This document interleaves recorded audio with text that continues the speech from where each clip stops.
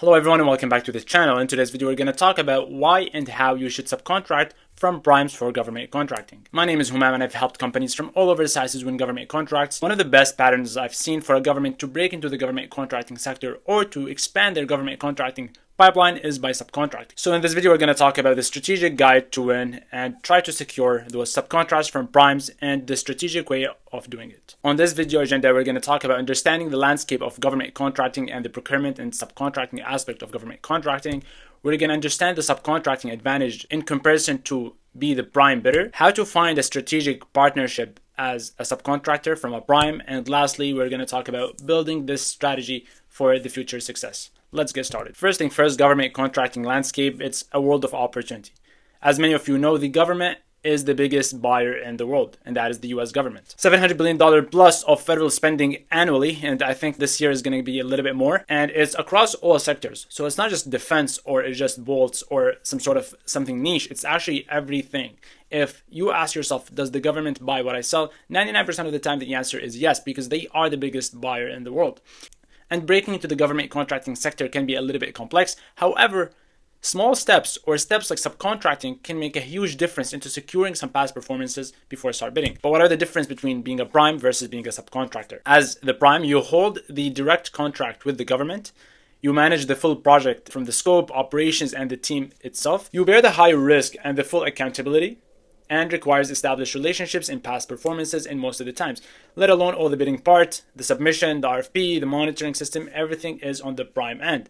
As a subcontractor, you work under the prime by defined scope only. So let's say, for example, if the job is construction and the scope is to build X city, you as a subcontractor, your job is not to build the entire city with the prime. It could be to do the water pipeline, for example, or something more niche and specific to you.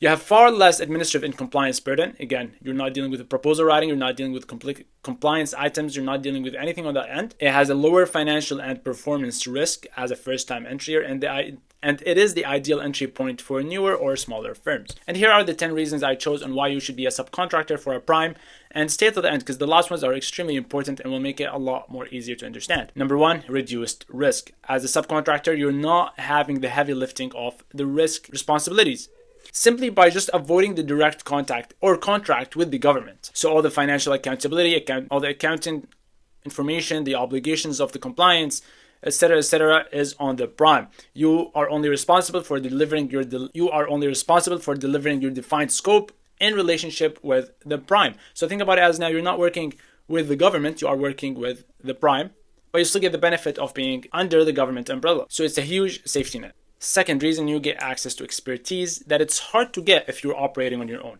Working with those primes, which usually primes are more on the bigger side of the spectrum of companies, they have already navigated the complexities of government contracting for years. So as a subcontractor, you go in, you have access to their system, processes, institutional knowledge, you get to work with their team closely, specifically with people that have done it in the past. It accelerates the learning curve without paying for it directly, and it's extremely quick, and you're getting top knowledge information straight to you as well.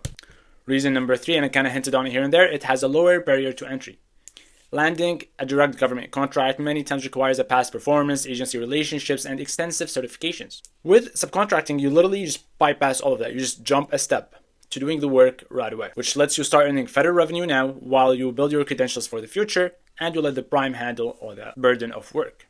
And reason number four, you focus on your core competencies. A lot of times I see companies winning a big government contract while they can only operate on 50 or 60% of it. Why not operate on the 50% of it or the 40% of it that you know really well and excel at that job? You don't need to spend time on project management, compliance reporting, government liaison work. Subcontracting lets you do what you do best, and that is your core competency, whatever it is. And number five, and it's one of the most crucial and important points, it helps you build your past performance. Even if it's a subcontract under a prime, it still does count as a government past performance. And every subcontract you complete, it adds credible, verifiable experience to your portfolio. And all those past performances can either be later used to bid again with a prime, team up with another company, or even bid on a contract as a prime yourself.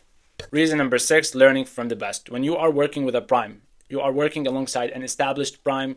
It's like working in an accelerated MBA program for government contracting.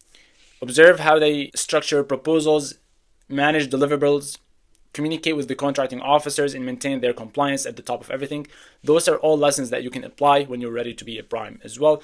In number 7, you will have access to larger projects. These are larger opportunities. And some of the most lucrative government contracts are simply out of reach for small businesses. Only if you're acting alone, but if you're teaming up or if you are subcontracting, that lets you punch above your weight when you participate in a multi-million-dollar project. And that would otherwise require ton of work, ton of more resources if you were going to do it on your own. And let's be honest, you were probably not going to get it in the first place. Reason number 6, and this is extremely important, but it's not so much spoken about. You are building a network.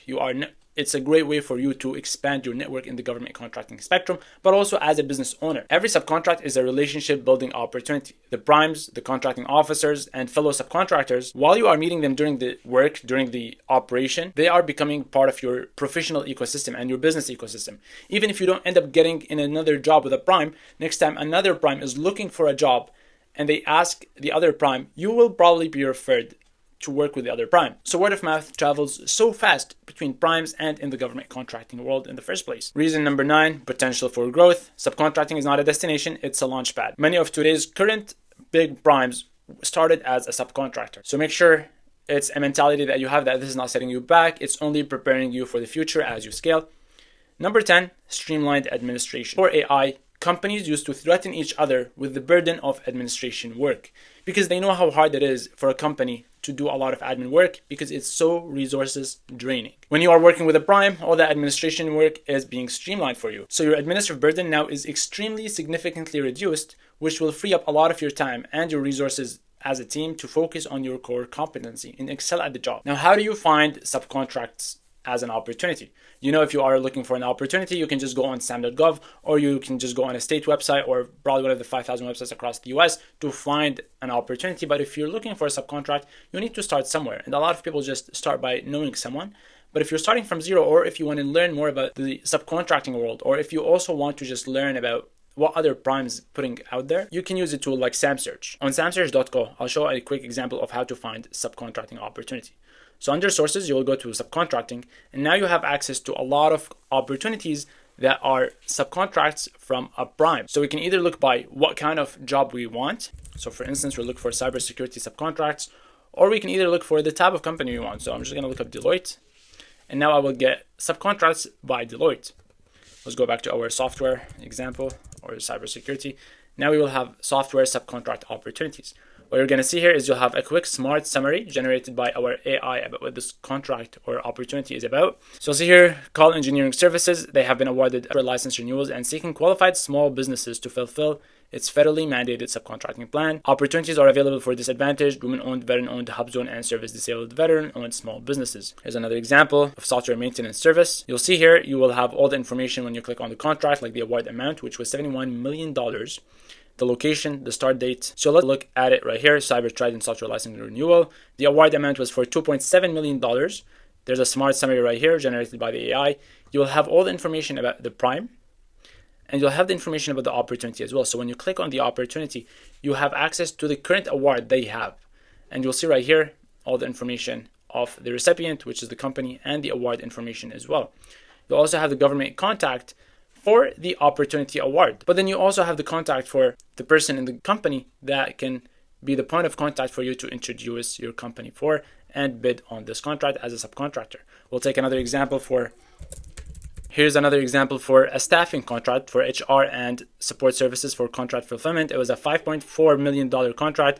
Your recruiting company, they have been awarded a big contract, and now they are looking for subcontracts that are on the small businesses side to subcontract a portion of this contract, and you'll have all the information right here again. The other way would be to search using the USASpending website, which you can go on any contract, click it, wait for it to see, and then you will try to find where it says subcontracting opportunities. But also it's a little bit tricky because you need to see what kind. You'll see here sub awards 0, which means, well, we don't know what that means, but it hasn't been given any subcontracts, that's for sure.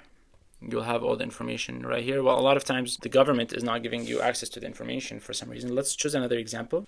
We're going to look for software results. Close this window. Let's see if there's any with Prime Award ID, but we don't know if they are obligated to do a subcontract. Okay, so they had a sub award for $43,000 already. So the other way would be to go on USASpending.gov and do it your own to find those contracts and try to then find the company, look it up, and find the responsible person and give their contact information. On the other hand, SamSearch, which is an AI-powered partner finder, it has access to 400,000 partners across the US. It has advanced filters like UEI, certifications, locations, capabilities, and it has its own score. It will also recommend you subcontracts based off your abilities and what kind of job or what kind of company you are.